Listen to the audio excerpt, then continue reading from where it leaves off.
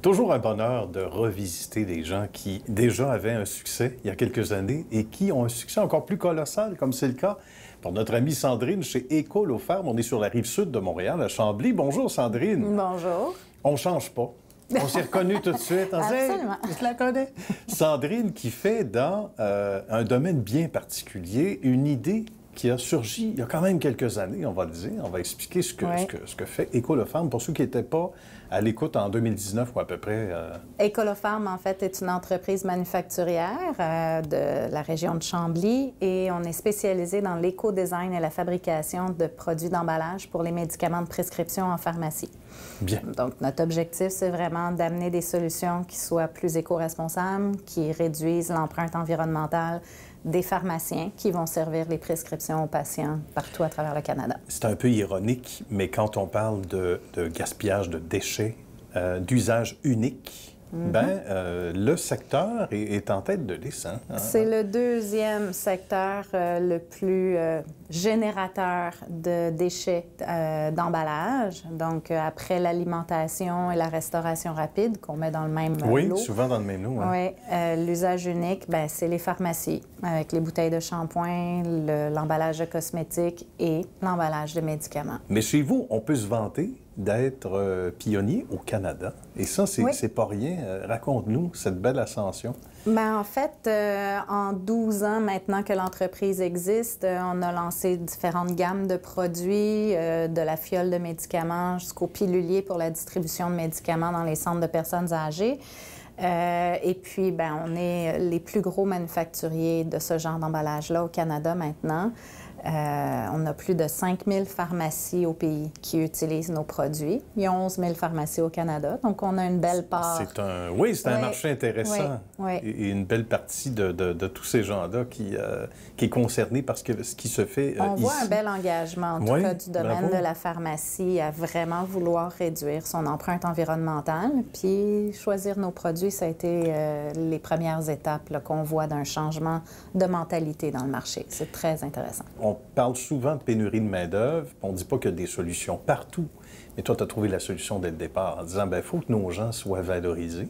Mais il y a une philosophie derrière qui plaît, qui plaît beaucoup, puis qui favorise l'engagement de tes gens. Je vais dire, nous, on est allé quand même très, très loin. On est allé chercher la certification B Corp. Depuis 2019, on est B Corp. On est aussi la première entreprise de transformation de notre secteur en Amérique du Nord à avoir obtenu la certification B Corp. On va expliquer ce que c'est que B Corp pour ceux qui sont moins familiers. B Corp, le B de B Corp, c'est pour Benefic Corporation, donc des entreprises qui, par rapport à des référents de l'industrie, sont capables de démontrer à quel point est-ce que leur impact est nettement plus positif.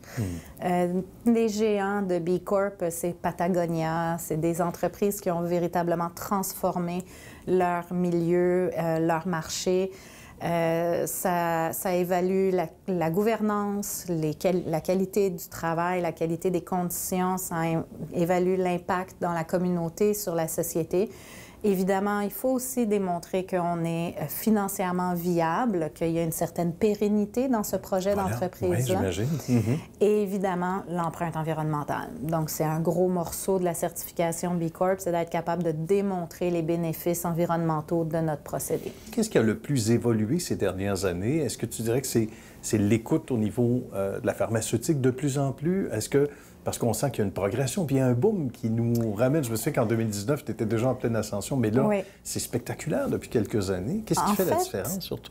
Premièrement, on parle beaucoup plus de l'emballage à usage unique. On parle beaucoup plus, justement, de la problématique de la gestion de ces emballages-là, de ces déchets, de la revalorisation. Donc, il y a une sensibilisation de la population, déjà, qui fait pression sur les magasins et les pharmaciens pour qu'ils puissent prendre des décisions qui soient plus éco-responsables. Il y a véritablement aussi une meilleure compréhension de à quel point des fois des gestes très simples, comme de changer de type d'emballage, va véritablement amener un impact environnemental conséquent. Et en fait, de notre côté, nous, étant donné qu'on a plusieurs analyses de cycle de vie qui sont faites, on a plusieurs bilans GES aussi au fil des ans, on est capable de mesurer cet impact-là avec tellement de précision que les pharmaciens, c'est de l'or à un moment donné de recevoir une mesure de leur impact et d'être capable de le communiquer adéquatement à leurs patients, ça crée de leur côté une meilleure loyauté de leur clientèle, un meilleur engagement même de leurs équipes. Si eux ont des enjeux de pénurie de main-d'œuvre, bien justement, des initiatives éco-responsables, ça vient amener un petit peu de cohésion dans les projets d'entreprise. On peut le comprendre assez facilement. Bien, bravo pour ce travail colossal. On va saluer les gens de l'équipe. On parle d'une équipe de combien d'individus en ce moment chez Écolofemmes? Actuellement, on est 36 personnes. Bien. L'usine travaille 24 heures sur 24, 5 jours sur 7. On n'a pas nécessairement, depuis 2012, là, on n'a pas nécessairement grandi la quantité de gens qui travaillent chez nous, mais on a vraiment été en mesure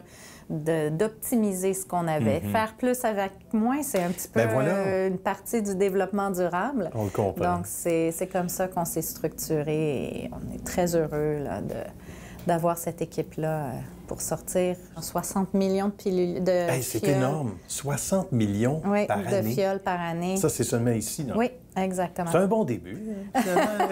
Ça commence bien. Ouais, ça fait malheureusement beaucoup d'emballage. Oui, mais quand même. Mais merci beaucoup de cette belle rencontre de ce matin. Au plaisir de se revoir une autre fois. Puis bravo pour cette ascension toujours de plus en plus spectaculaire, Sandrine. Merci. À la prochaine. Merci. Merci.